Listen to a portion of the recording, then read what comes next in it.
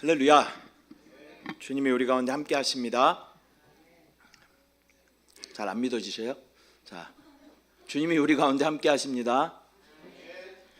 아멘은요, 그렇습니다. 그렇게 될 줄 믿습니다. 그런 의미인 줄 믿습니다.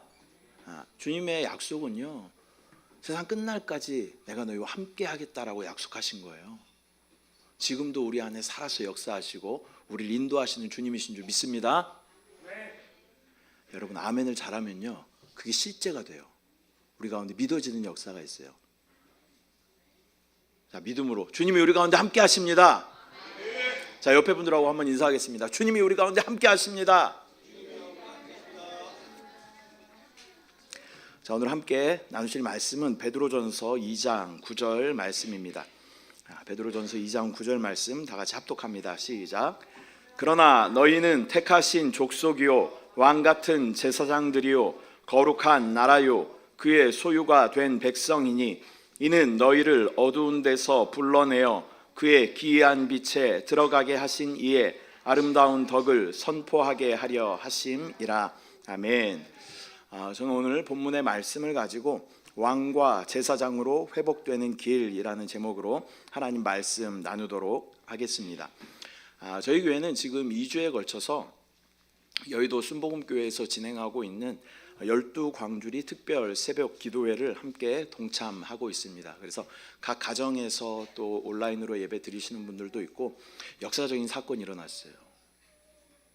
1월 달에요. 저희 보통 이제 새벽 기도를 저와 아내와 또 우리 교회 성도님 아닌 분들이 갑자기 느닷없이 오셔서 한 2개월 막 기도하시다가 또 생활의 패턴이 바뀌었습니다. 그러고 안 나오시고 또 어떤 분이 오셔가지고 또 함께 새벽 예배를 드리고 많아야 3명 예배 드렸거든요.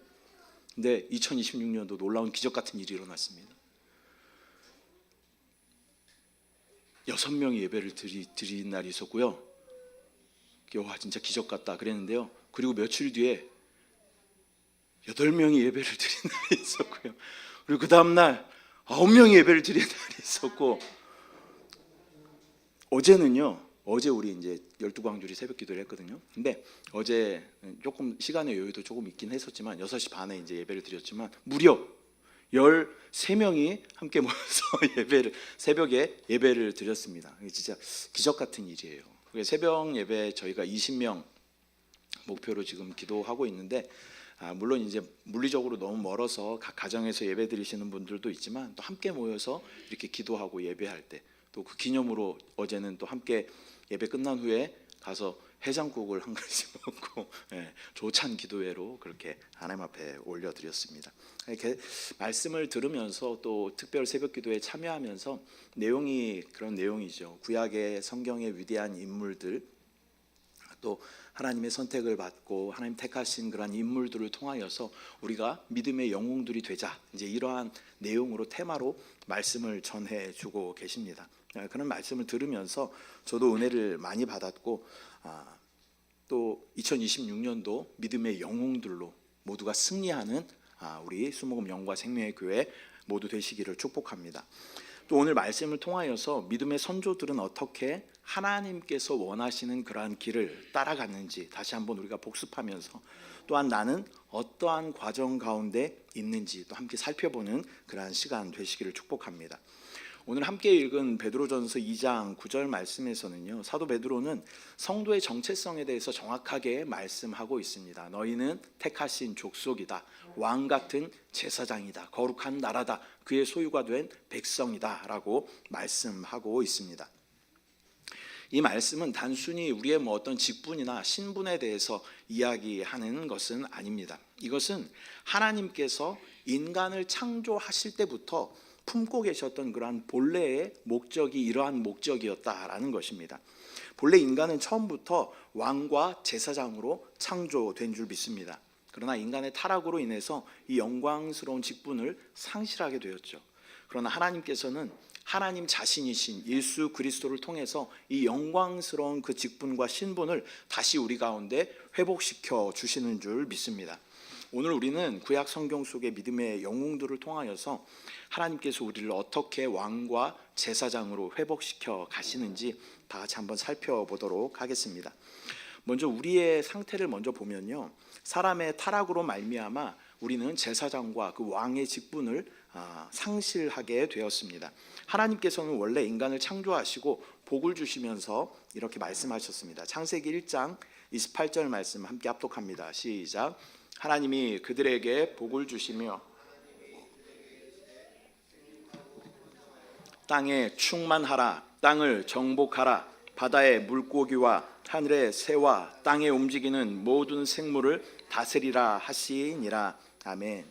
이 말씀은 인간을 통해서 모든 것을 다스리게 하시겠다라는 그러한 하나님의 놀라운 계획, 또 왕의 직분을 우리 가운데 주신 것인 줄 믿습니다. 또한 아담은 하나님과 교제하며 또 하나님의 뜻을 전달하는 그러한 제사장의 위치에 있었습니다. 그러나 아담은 타락함으로 말미암아 이 모든 직분을 상실해 버리게 되었습니다. 창세기 3장에서 아담은 하나님의 명령을 거절하고 사단의 속성인 또 사단의 거짓말을 받아들이게 되었습니다. 이것은 단순한 실수가 아니라 영적인 질서가 완전히 뒤집어지는 그러한 결과를 가져오게 되었다라는 것이죠. 로마서 5장 12절 말씀 함께 합독하면, 그러므로 한 사람으로 말미암아 죄가 세상에 들어오고 죄로 말미암아 사망이 들어왔나니 이와 같이 모든 사람이 죄를 지었으므로 사망이 모든 사람에게 이르렀느니라. 아멘. 그 결과 인간은 더 이상 하나님 앞에 담대하게 나아갈 수 없는 그러한 존재가 되었습니다. 또한 세상뿐만 아니라 자기 자신조차도 다스릴 수 없는 그러한 존재가 되어버렸습니다. 왕의 권세와 또 제사장의 사명을 동시에 잃어버리게 된 것이죠. 그런데 이러한 사람을 하나님께서는 포기하지 않으시고, 하나님은 자기의 모양과 형상대로 창조하신 인류를 포기하지 않으시고 다시 왕과 또 제사장의 그 권위를 회복할 수 있는 길을 여신 줄 믿습니다. 성경 창세기에 등장하는 인물들의 그런 체험들을 통해서 우리 그리스도 안에서 완성되어야 하는 그리스도의 인의 그 회복의 과정들을 우리가 함께 살펴보도록 하겠습니다. 먼저는 아담입니다. 아담은요, 복음을 받아들이고 또 의이신 예수 그리스도로 옷 입는 그러한 체험을 하게 됩니다. 타락한 아담에게 하나님께서는 가죽옷을 지어 입히셨다라고 창세기 3장에 기록하고 있습니다. 3장 21절 말씀 함께 합독합니다. 시작. 야훼 하나님이 아담과 그의 아내를 위하여 가죽옷을 지어 입히시니라. 아멘. 이 창세기 3장에서는 가죽옷을 지어 입히셨다라고 말씀하고 있습니다. 근데 가죽은 어떻게 나오는 거예요? 원래 이게 아담이 죄를 짓고 나서 어떻게 했어요? 풀로 이제 이렇게 엮어가지고 치마를 만들고 이렇게 했단 말이에요. 그러나 이건 어떻게? 시간이 지나면 말라버리고 다 사라져버리게 되는, 이러한 인간을 불쌍히 여기시고 하나님께서는 가죽옷을 지어 입히십니다. 근데 가죽옷을 지어 입히시기 위해서는 어떠한 과정이 필요할까요? 동물을 죽여야 되는 그런 과정이 필요한 것이죠. 그래서 이 하나님께서 친히 그 짐승을 잡아 피를 흘리게 하시고 또 그 결과 가죽옷을 입혀 주시는 것입니다. 이것은 또한 장차 오실 예수 그리스도의 구속을 예표하는 그러한 말씀인 줄 믿습니다. 이 창세기 3장을 우리가 뭐라고 그러냐면요, 원시복음 이렇게 이야기합니다. 창세기 3장 15절 말씀 함께 합독합니다. 시작. 내가 너로 여자와 원수가 되게 하고 내 후손도 여자의 후손과 원수가 되게 하리니 여자의 후손은 내 머리를 상하게 할 것이요 너는 그의 발꿈치를 상하게 할 것이니라 하시고, 여기서 여자의 후손이라고 하는 것은 예수 그리스도를 의미하는 것입니다. 예수 그리스도께서 이미 사단의 머리를 상하게 하셨다라는 것을 창세기에서부터 우리 가운데 계시하시고 말씀하시는 줄 믿습니다. 사도 바울은 이 진리에 대해서 이렇게 말씀합니다. 갈라디아서 3장 27절 말씀 함께 합독합니다. 시작. 누구든지 그리스도와 합하기 위하여 침례를 받은 자는 그리스도로 옷 입었느니라. 아멘. 이 왕과 제사장의 회복은 복음을 받아들이는 것으로부터 시작됩니다. 또한 자신의 수치를 보는 것이 아니라 의이신 예수 그리스도로 옷 입을 때 우리의 회복은 시작되는 줄 믿습니다. 나의 부끄러움을 보는 것이 아니라 나의 죄를 묵상하는 것이 아니라 의이신, 우리의 의이신 예수 그리스도로 우리가 옷 입을 때 우리는 구원의 회복이 시작되는 줄 믿습니다. 그리고 나서 아담이 자녀들을 낳죠. 자녀가 이제 가인과 아벨을 낳게 됩니다. 근데 아벨의 체험에서 우리가 볼 수 있는 것은 예배를 중심에 둔 그러한 예배를 위한 삶을 살아야 한다라는 것입니다. 아벨은요, 양을 치는 그러한 사람이었습니다. 그는 하나님께 피의 제사를 드렸고 또 이 제사는 하나님께 연락되었다라고 말씀하고 있습니다. 그 당시에는요, 아마 육식이 그렇게 보편화된 그런 시대는 아니었던 것 같습니다. 그러나 이 아벨이 양을 쳤다라는 것은 아벨은 아담을 통해서 계속 하나님 앞에 하나님께서 행하셨던 그런 일들을 들었을 거예요. 그리고 아담이 또 하나님 앞에 예배드리는 그런 모습들을 봐왔을 거예요. 그리고 나서 아벨은요, 삶의 중심을 제사에 두었다라는 거예요. 그래서 제사를 드리기 위해서는 반드시 피 흘림의 어떤 짐승들이 필요하기 때문에 양을 치는 그러한 것을 선택했다라는 것입니다. 그러나 가인은 무엇을 선택했어요? 자신의 만족을 위해서 또 농사를 짓는 곡식을 얻는 그러한 일을 선택하게 되었다라는 것입니다. 하나님께서는요, 가인의 제사는 받지 아니하시고 아벨의 제사는 받으셨어요. 이 말은 무슨 말이냐면 우리가 세상 중심으로 살아가면요, 우리는 하나님 앞에 연락되지 않는다는 거예요. 우리의 목적과 중심은 하나님 앞에 제사드리고 예배드리고 하나님 중심의 삶을 사는 사람들에게 하나님은 왕과 제사장의 그 직분을 회복하여 주시는 줄 믿습니다. 창세기 4장 4절 말씀 함께 합독합니다. 시작. 아벨은 자기도 양의 첫 새끼와 그 기름으로 드렸더니 여호와께서 아벨과 그의 제물은 받으셨으나. 또 히브리서 11장 4절 말씀은 이 창세기의 말씀을 이 믿음의 제사라고 설명하고 있습니다. 함께 합독합니다. 시작. 믿음으로 아벨은 가인보다 더 나은 제사를 하나님께 드림으로 의로운 자라 하시는 증거를 얻었으니 하나님이 그 예물에 대하여 증언하심이라. 그가 죽었으나 그 믿음으로써 지금도 말하느니라. 아멘. 제사장의 회복은요, 예배가 회복돼야 하는 줄 믿습니다. 예배는 단순한 어떠한 종교적인 그러한 행위가 아니라 주님의 보혈을 의지하여 우리가 하나님 앞으로 나아가는 우리의 삶의 태도인 줄 믿습니다. 나의 자아와 또 세상이 중심이었던 우리의 삶이 이제는 하나님을 예배하는 삶으로 변화될 때 그러한 우리에게는 그러한 왕과 제사장의 권위가 회복되는 놀라운 축복이 나타나게 되는 줄 믿습니다. 그리고 아벨이 죽은 후에 하나님께서는 셋이라는 아들을 또 주셨어요. 그리고 셋이 또 아들을 낳고 그의 이름을 에노스라고 짓게 되는데 이 에노스의 체험을 통해서는 나의 연약함을 깨닫고 주의 이름을 부를 때 우리는 이 왕과 제사장의 직분이 회복되어진다라는 것을 기억하시길 바랍니다. 창세기 4장 26절 말씀. 오늘은 성경을 많이 읽을 거예요. 네? PPT 작업하시는 분은 힘드셨겠지만 그러나 제가 말을 많이 하는 것보다 성경 말씀 많이 읽는 게 훨씬 더 유익일 줄 믿습니다. 자, 창세기 4장 26절 말씀. 셋 이름이 참 외우기 쉽잖아요. 가인이 첫째, 그다음에 아벨이 둘째, 셋은 몇째요? 네. 네. 이용우 목사님이 하신 개그였는데. 네. 자, 창세기 4장 26절 말씀 함께 따라하겠습니다. 시작. 셋도 아들을 낳고 그의 이름을 에노스라 하였으며 그때에 사람들이 비로소 야훼의 이름을 불렀더라. 아멘. 이 말씀은 인간이 자신의 연약함을 인정하고 하나님을 의지하기 시작했음을 의미하는 것입니다. 우리는 우리의 연약함과 할 수 없음을 인정하고 순간순간 주 예수 그리스도의 이름을 불러야 하는 줄 믿습니다. 성경에 보면요, 주의 이름을 부르는 많은 구절들이 있어요. 주의 이름을 부르는 자는 구원을 받는다라고 말씀하셔요. 또 시편 50편 15절 말씀 함께 합독합니다. 시작. 환난 날에 나를 부르라. 내가 너를 건지리니 내가 나를 영화롭게 하리로다. 아멘. 이렇게 기록되어져 있는 이 말씀이 우리 가운데 레마로 딱 오면요, 실제가 돼요. 실제가. 저와 여러분 가운데 환난 날이 반드시 있죠. 그때 어떻게 해야 돼요?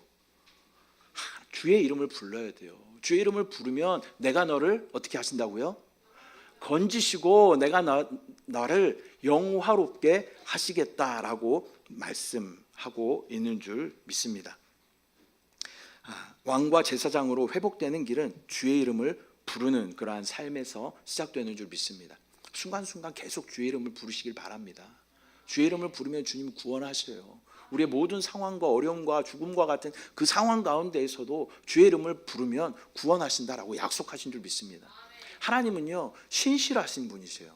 신실하다, 미쁘다 이 말 뜻이 뭐라 그랬어요? 믿을만하다, 약속을 잘 지킨다, 그런 의미가 있는 거예요. 그래서 하나님의 약속, 이 신약과 구약에 나와 있는 하나님의 이 약속의 말씀을 붙잡고 우리가 기도하면요, 하나님의 신실하심으로 인하여 반드시 우리 가운데 응답하시고 역사하시는 줄 믿습니다. 환난 날에 주의 이름을 부르시길 바랍니다. 주님께서 구원하심을 체험하시게 될 줄 믿습니다. 또한 에노스의 부르짖음은 이제 에녹으로 나타나는데요, 에녹의 체험은요, 하나님과 동행하는 그러한 삶이었습니다. 창세기 5장 24절 말씀 함께 합독합니다. 시작. 에녹이 하나님과 동행하더니 하나님이 그를 데려가심으로 세상에 있지 아니하였더라. 또한 히브리서 11장 5절 말씀에 에녹이 하나님을 기쁘시게 한 자였다라고 증언하고 있습니다. 함께 합독합니다. 시작. 믿음으로 에녹은 죽음을 보지 않고 옮겨졌으니 하나님이 그를 옮기심으로 다시 보이지 아니하였느니라. 그는 옮겨지기 전에 하나님을 기쁘시게 하는 자라 하는 증거를 받았느니라. 아멘. 하나님과 함께 할 때 하나님을 우리는 예배할 수 있게 되는 줄 믿습니다. 또한 하나님과 함께 할 때 하나님의 권위를 위임받아 또 다스림의 그 축복이, 권위가, 권세가 회복되게 되는 줄 믿습니다. 저는 성경의 인물들 중에요, 이 구약의 인물들 중에 에녹을 특히 좋아합니다. 에녹은요, 여러분 한번 세보세요. 몇 번 이름이 나오나. 한 11번, 12번 정도 나오는데요, 그 중에 한 동명이인의 에녹의 이름이 한 2번 정도 되고, 실제로 우리가 여기서 말하는 에녹이라는 이름은 한 10번 정도 등장을 해요. 근데 이 에녹은요, 인간적으로 봤을 때는요, 진짜 별로 잘한 게 없어요. 뭐 기록할 만한 것조차 없어요. 300년간 뭐 했냐면요, 자녀를 낳았대요. 자녀를 계속 낳았대. 그리고 제일 잘한 것을 제가 찾아보니까 에녹이 누굴 낳았냐면 무두셀라를 낳았어요. 무두셀라 아시죠? 네. 우리 옛날에 그런 노래도 많이 불렀는데, 김수한무 재미없으시죠? 네. 무두셀라는 장수의 상징이잖아요. 최장수 기록을 세운 969세를 산 이 무두셀라를 낳은 것이 어쩌면 인간적으로 봤을 때는 최고의 업적이라고 볼 수 있어요. 근데 하나님께서는 그 에녹의 입장에서 제가 생각을 해봤어요. 왜 이렇게 에녹은 세상적으로 이렇게 기록할 만한 게 별로 없을까? 제가 에녹의 입장에서 생각을 해봤어요. 근데 에녹은요, 세상적으로 뭐 하는 거에 대한 관심이 1도 없었어요. 에녹의 관심은 뭐였어? 오직 하나님과 동행하는 것만 기뻐했어요. 그래서 물론 하나님의 영감으로 이 성경들이 기록되어져 있지만, 이 사람이 적은 이 기록에는 에녹이 한 어떠한 업적에 대한 기록이 별로 없는 거예요. 근데 하나님께서 만약에 일기를 쓰신다면요, 아마 에녹에 관한 이야기가 제일 많았을지 모르겠다라는 그러한 생각을 해봤어요. 하나님은 계속 에녹과 동행하고, 심지어 이 무두셀라라는 이름의 뜻이 뭐냐면요, 뭐 창을 던지는 자 이런 의미도 포함되어져 있지만, 이 무두셀라라는 이름은 이 사람이 죽을 때 심판이 온다, 그런 의미가 있어요. 실제로 이 무두셀라가 죽었을 때 뭐가 있었을까요? 노아의 홍수가 있게 된 거예요. 그러니까 하나님은 이 이름 안에 하나님의 계획을 그 가운데 포함시켜 놓으시고, 또 에녹과는 이러한 모든 것에 대해서 미리 의논하시고 말씀하셨다는 거예요. 하나님의 비밀의 계획들을 미리 말씀하여 주셨다라는 거예요. 에녹은 동행함으로 말미암아 이런 놀라운 하나님의 비밀을 깨닫는 그러한 사람이 된 줄 믿습니다. 여러분, 선지자가 뭐예요? 미래를 보는 사람이잖아요. 그래서 우리가 왕과 제사장과 선지자의 직분이 회복돼야 되는데, 하나님께서는 함께 동행하는 이 에녹을 통하여서 하나님의 비밀을 말씀하여 주신다라는 거예요. 여러분, 미래에 대한 어떠한 것이 궁금하잖아요. 우리가 이 미래가 어떻게 될까, 또 다음 시대가 어떻게 될까, 또 이 세상의 마지막은 어떻게 될까, 많이 우리가 궁금하잖아요. 안 궁금하세요? 지금 굉장히 심각한 시대를 우리가 살아가고 있어요. 사실은 믿지 않는 사람들조차도 뭐라 그래요? 말세라고 얘기해요. 사람은 영적인 동물이기 때문에 직감적으로 아는 거예요. 아, 세상의 끝이 거의 가까이 왔구나 라는 걸 알고 있는 거예요. 그러니까 하나님과 동행하면요, 하나님은 이 미래에 대한 모든 것들을 우리 가운데 계시하여 말씀하여 보여주실 줄 믿습니다. 하나님과 동행하는 에녹과 같은 삶을 사는 저와 여러분이 될 때 우리의 왕 같은 제사장의 그 권위가 회복되게 되는 줄 믿습니다. 또한 성경에 보면 이 노아에 대해서 말씀하고 있습니다. 노아는요, 하나님과 동행한 결과로 하나님의 사명을 감당하는 그러한 모습을 우리가 볼 수 있습니다. 창세기 6장 9절 말씀 우리가 함께 합독하면 시작. 이것이 노아의 족본이라. 그는 하나님과 동행하였으며 그 동행의 결과로 노아는 방주를 건축하라라는 하나님의 명령을 받게 됩니다. 히브리서 11장 7절 말씀에서 이 노아의 순종을 믿음의 행위로 설명하고 있는데 다 같이 합독하면 시작. 믿음으로 노아는 아직 보이지 않는 일에 경고하심을 받아 경외함으로 방주를 준비하여 그 집을 구원하였으니 이로 말미암아 세상을 정죄하고 믿음을 따르는 의의 상속자가 되었느니라. 아멘. 당시에는요, 홍수가 난 적이 한 번도 없는 것 같아요. 비가 내렸는지 안 내렸는지 모르겠지만 홍수가 난 적이 한 번도 없는 것 같습니다. 그런데 노아는 하나님의 그 명령, 음성을 듣고 산 위에다가 엄청나게 큰 방주를 짓기 시작합니다. 그 규모가요, 운동장 크기만한 그런 방주예요. 지금의 어떤 그런 도구들이 있는 게 아니죠. 그 당시에 큰 나무, 고페르 나무를 자르고 또 뭐 역청들을 막 발라서 이런 것들을 이제 짓게 되는 것이죠. 그런데 이 사역을 신학자들에 따라서 이 사역에 뭐 120년의 시간이 걸렸다, 아니면 뭐 고페르 나무가 자라야 되고 또 뭐 노아의 자녀들이 자라야 되니까 뭐 이 자녀들이 자라고 함께 지었으면 한 70년 걸렸을 것이다. 뭐 120년이 걸렸든 70년이 걸렸든 아무튼 말도 안 되는 긴 시간이에요. 저와 여러분이 뭐 길어야 100살 살까요? 별로 안 살고 싶긴 한데 아무튼 길어야 우리가 100세 사는 그런 시대를 살잖아요. 그러면 120년이 걸렸다는 건 뭐예요? 평생 방주만 만들다가 죽는 거예요. 근데 얼마나 이상하냐면, 사람들이 보기에 얼마나 이상하냐면 산 위에다가 방주를 지어요. 그 전까지 홍수가 난 적이 한 번도 없는데 그거를 100년 동안 하고 있는 거예요. 그러니까 한 5년 처음에는 야, 홍수가 나, 너네 다 조심해야 돼. 그리고 이제 막 방주를 만들기 시작하니까 다른 사람들이 봤을 때 진짜? 이런 생각이 들 수도 있겠죠. 근데 5년이 지났는데 별 아무런 뭐 일이 일어나지 않아. 10년이 지났는데 아무런 일이 일어나지 않아. 그러면 얼마나 사람들이 이 노아의 가족들을 얼마나 무시했겠어요. 야, 진짜 정신 나갔다. 얼마나 놀림을 받았겠어요. 조롱을 받았겠어요. 그러나 이 노아는요, 하나님의 그 약속의 말씀, 하나님의 그 명령을 붙잡고요, 우직하게 그것을 끝까지 해나가는 노아의 모습을 보게 되는 것이죠. 그러면서 갑자기 입체적으로 이 산꼭대기 같은 3층에 있는 우리 교회가 생각났습니다. 하나님께서 이 구원의 방주로 이 교회를 지으시고, 세상적으로 봤을 땐 좀 미련해 보일 수 있죠. 작은 교회, 또 막 교인들도 많이 줄어가고 있는 이러한 시대에 어쩌면 손가락질하고 비웃을지도 몰라요. 그러나 하나님의 약속을 우직하게 성실하게 지키고 그 자리를 지키고 기도로 쌓으면 하나님께서는 반드시 하나님의 때에 하나님의 뜻을 이루어 주실 줄 믿습니다. 저와 여러분이 이 방주 안에, 구원의 방주 안에 있다는 것을 여러분 믿음의 눈으로 바라보시길 바랍니다.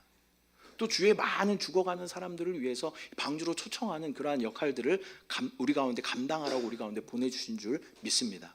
그러한 믿음 가지고 우리가 복음을 전하면 하나님의 놀라운 구원의 방주의 역할을 우리 교회가 감당하게 될 줄 믿습니다.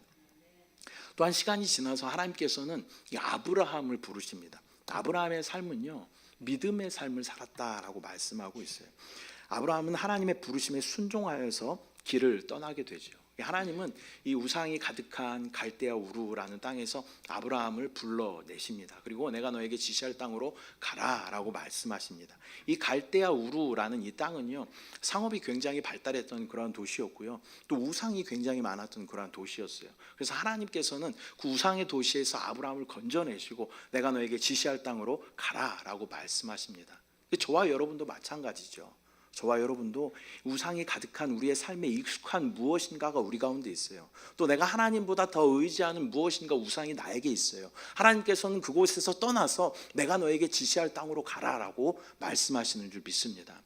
아브라함은요, 갈 바를 알지 못했지만 하나님의 인도하심 가운데 순종해서 떠나가는 그런 아브라함의 모습을 보게 됩니다. 또 우리가 다음 주가 되면 우리가 떠나보내야 되는 두 가정이 있어요. 파주로 한 가정을 떠나보내야 되고, 또 중국으로 또 한 가정을 또 떠나보내야 됩니다. 물론 여기 동탄이 무슨 갈대아 우르는 아니지만 아무튼 하나님의 인도하심 가운데 우리가 순종하며 따라가면 하나님이 그 가운데 놀라운 일들을 행하시고 또 믿음의 역사들을 이루어 가실 줄 믿습니다. 창세기 12장 1절 말씀 우리가 함께 합독합니다. 시작. 야훼께서 아브라함에게 이르시되 너는 너의 고향과 친척과 아버지의 집을 떠나 내가 내게 보여줄 땅으로 가라.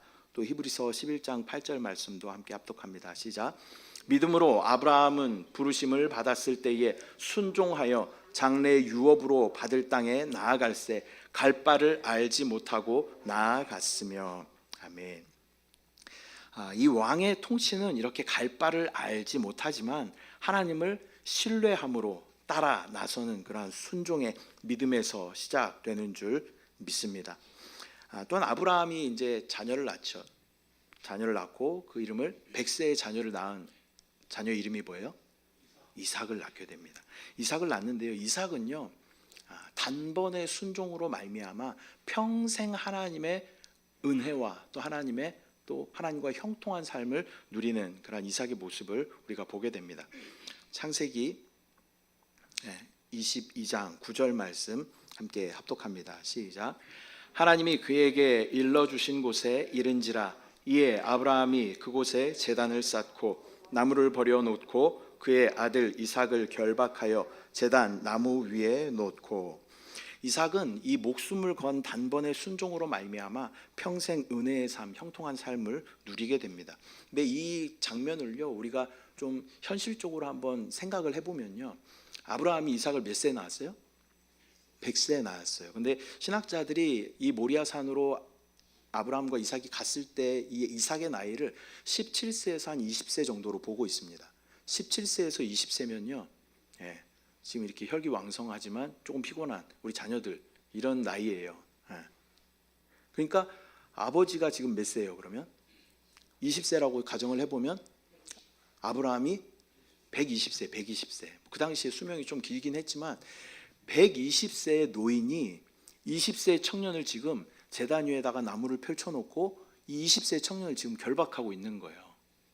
할아버지가 이러면서 결박하고 있는 거예요. 근데 이 20세의 청년이 저항하거나 반항하거나 도망가지 않고 그 제물로 순순히 눕게 되는 그러한 장면인 거죠. 그리고 나서 하나님께서는 이 아브라함에게 그 자녀에게 손대지 말라라고 말씀하시면서 이 수풀에 걸린 숫양을 예비하셔서 제사를 드리게 하시는 모습을 우리가 보게 되죠. 이삭의 희생은 또한 예수 그리스도의 십자가의 죽음을 예표하는 것입니다. 아마 이삭이 떠나오는 날부터 3일길을 모리아산으로 가잖아요. 그러면 이미 아브라함의 마음에서는 이미 죽은 거예요. 그러나 이 제단 앞에서 하나님께서 아브라함에게 말씀하시고 또 다른 제물을 준비하여 주셔서 이삭은 또 다시 생명을 얻게 되는 것이죠. 이 단번의 순종으로 말미암아 이삭의 삶은요 하나님의 은혜를 충만하게 누리는 그러한 삶을 살게 됩니다. 창세기 26장 22절 말씀 함께 합독합니다. 시작. 이삭이 거기서 옮겨 다른 우물을 팠더니 그들이 다투지 아니하였으므로 그 이름을 르호봇이라 하여 이르되 이제는 여호와께서 우리를 위하여 넓게 하셨으니 이 땅에서 우리가 번성하리로다 하였더라. 그 당시에 우물이 나온다는 것은요 이 진짜 희박한 확률인 거예요. 지금으로 말하면 근데 지금 우물이 지금 파는 곳마다 세 번째 우물이 나온 거예요. 이게 세 번째 르호봇이 세 번째 우물이에요. 그래서 우물을 파면 누가 와서 막 다투고 빼앗고 그러니까 그거 주고 또 다른 데 가서 또 우물 파고 또 그리고 또 뺏으니까 또 다른 데 가서 우물 파고 여기가 르호봇이에요. 근데 그 당시 우물이 터져 나온다는 것은 지금으로 말하면 로또에 당첨되는 그런 확률인 거예요. 근데 우물이 3개 연속으로 나왔다는 건 뭐예요? 로또에 3번 연속으로 말도 안 되는 일이지만 되게 좋아하시네. 로또에 3번 연속으로 당첨됐다는 건 똑같은 거예요. 그 당시 무슨 어떤 장비가 있었을까요? 수맥을 탐지하는 장비가 그런 장비도 없어요. 땅을 파는 도구조차도 아주 취약한 그러한 시대였단 말이에요. 그런데 파는 곳마다 우물이 터져 나오는 그 놀라운 형통함의 삶을 갖게 됩니다. 또한 이삭은요 성경에 보면 한 해 100배 소산을 얻었다라고 말씀하고 있어요. 100배 소산, 여러분 실감이 잘 안 나잖아요. 근데 만약에 뭐 일반적인 직장인들의 연봉이 한 3천만 원이다라고 생각을 해보면 100배 소산이면 얼마예요? 계산 빠르시네. 30억. 그러니까 한 해에 막 말도 안 되게 100배의 소산을 얻는 그러한 뭐 물질의 축복이 다 축복의 다는 아니지만 그렇게 형통한 복을 하나님께서 누리게 하신다라는 것입니다. 인생의 목숨을 건 단번의 순종을 통하여 그렇게 형통한 삶을 살아가는 이삭의 모습을 우리가 보게 되죠. 또 많은 굴곡들이 있고 또 뭐 기근도 있었지만 이삭의 삶을 보면 순종으로 은혜의 삶을 살아가는 이삭의 모습을 보게 됩니다. 그리고 나서 이삭이 야곱을 낳게 됩니다. 에서와 야곱을 낳게 되죠. 야곱이라는 것은요, 변화된 삶을 의미합니다. 변화된 삶. 야곱은 태중에서부터 그 형의 발 뒤꿈치를 붙잡고 자기가 먼저 나가고 싶었던 사람이 야곱이었어요. 그리고 죽 한 그릇에 형이 진짜 막 배고파서 막 그럴 때, 야, 내가 지금 배고파 죽게 생겼는데 이 장자권이 무슨 소용이냐, 죽이나 달라. 그래갖고 죽의 장자권을 교활하게 뺏은 사람이 야곱이라는 사람이죠. 그리고 나서 그러나 이러한 야곱, 교활했던 이러한 야곱이 하나님을 만나고 난 후에는요, 변화되어서 또 세상을 축복하는 그러한 사람이 됩니다. 또 하나님께서는 그의 이름을 야곱, 즉 교활한 자라는 그러한 이름에서 하나님과 겨루는 자, 또한 하나님과 함께 싸워 응답을 받는 자라는 이스라엘이라는 이름을 주시게 됩니다.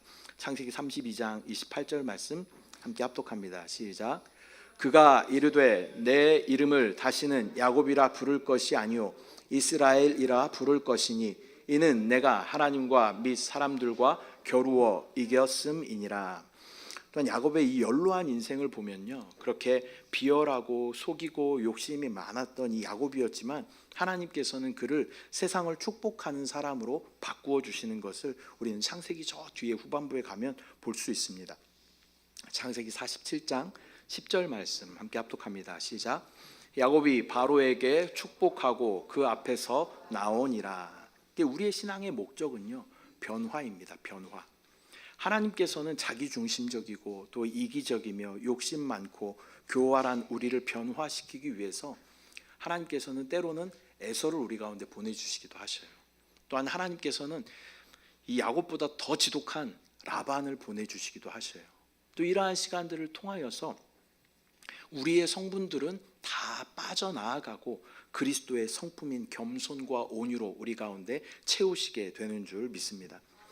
그렇게 변화된 우리는 예수 그리스도께서 완전한 왕이시며 선지자이시며 제사장이시듯이 그분의 성분으로 우리를 채우시고 온전한 왕권과 제사장권을 회복하여 주시는 줄 믿습니다. 그리스도라는 이름이 기름 부음을 받은 자잖아요. 기름 부음을 받는 직임은 왕과 제사장과 선지자입니다. 그래서 이미 기름 부으심을 받은 그 그리스도께서 우리 가운데 충만하게 역사하시면 우리에게는 왕권과 제사장권과 선지자권이 회복되어지는 줄 믿습니다. 나의 요소는 점점점 빠져나가고 그리스도의 요소로 점점점 채워지는 과정이 신앙의 과정인 줄 믿습니다. 저와 여러분이 이렇게 변화되면요, 하나님의 놀라운 축복, 왕권과 또 제사장권이 우리 가운데 회복되어지는 줄 믿습니다.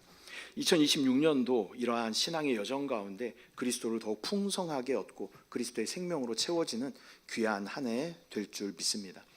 말씀 맺도록 하겠습니다. 이제 이 모든 과정, 회복의 과정은 요셉에게서 그 완성된 모습으로 나타나게 됩니다. 요셉은 하나님의 형상을 회복한 자로서 또 애굽을 다스리고 많은 생명을 살리는 그러한 자가 되는 것이죠. 창세기 마지막 장 50장 20절 말씀 보면 함께 합독합니다. 시작. 당신들은 나를 해하려 하였으나 하나님은 그것을 선으로 바꾸사 오늘과 같이 많은 백성의 생명을 구원하게 하시려 하셨나니. 하나님께서는 우리를 왕 같은 제사장으로 부르신 목적은 제사장으로 부르신 목적은 창조의 목적을 회복하시기 위함인 줄 믿습니다. 하나님께서 우리를 창조하신 목적 자체가 왕으로 다스리는 자로 또 제사장으로 하나님과의 연결된 자로 우리를 부르셨다라는 것입니다. 그리스도 안에서 우리는 다시 하나님을 예배하는 제사장이며 또한 하나님의 뜻을 따라 세상을 다스리는 그러한 왕권이 회복되어지게 되는 줄 믿습니다. 그러기 위해서는 우리는 이러한 과정들이 있어야 된다는 거예요. 아담과 같이 복음을 받아들이고 의이신 예수 그리스도로 옷 입어야 합니다. 또한 아벨과 같이 우리의 삶의 중심이 세상이 아니라 예배 중심의 그러한 삶이 되어야 하는 줄 믿습니다. 또한 에노스처럼 순간순간 주 예수의 이름을 부르는 그러한 저와 여러분들 되시기를 축복합니다. 또한 에녹과 같이 하나님과 동행함으로 말미암아 하나님의 뜻을 아는, 하나님과 함께하는 저와 여러분 되시기를 축복합니다. 또 이렇게 동행하면 하나님께서는 우리에게 이 노아처럼 사명을 주십니다. 이 봉사의 어떠한 사명을 우리 가운데 맡겨주셔요. 그것을 우리가 신실하게 잘 감당하고, 또 아브라함처럼 우리가 우상으로 삼았던 그것을 떠날 때 하나님께서는 가나안이라는 또 그리스도를 우리 가운데 허락하여 주실 줄 믿습니다. 또한 이삭처럼 우리가 순종함으로 말미암아 또 은혜와 형통함의 삶을 누리는 저와 여러분들 되시기를 축복합니다. 그러나 제일 중요한 건 뭐라 그랬어요? 신앙의 핵심은 변화예요. 변화. 이 야곱처럼 우리는 변화되어야 합니다. 발뒤꿈치를 잡았던 그 야곱이 이제는 애굽, 세상을 대표하는 그 애굽의 왕 바로를 축복하는 그런 모습을 보게 되는 것이죠. 그렇게 성숙하고 또 겸손하고 온유한 그러한 모습들이 저와 여러분 가운데 나타나야 할 줄 믿습니다. 그 결과 우리는 요셉처럼 또 하나님의 형상을 회복하고 왕 같은 제사장의 직분을 회복하게 되는 줄 믿습니다. 그러기 위해서는 내 안에 나의 요소들은 나가야 돼요. 완전한 왕이시고 제사장이시고 선지자이신 그리스도의 요소로 우리가 충만하게 채워지면 채워질수록 우리에게 허락하신 그 왕권과 제사장권과 선지자권이 회복되어지는 줄 믿습니다. 그렇게 2026년도 승리하는 저와 여러분들 되시기를 축복합니다.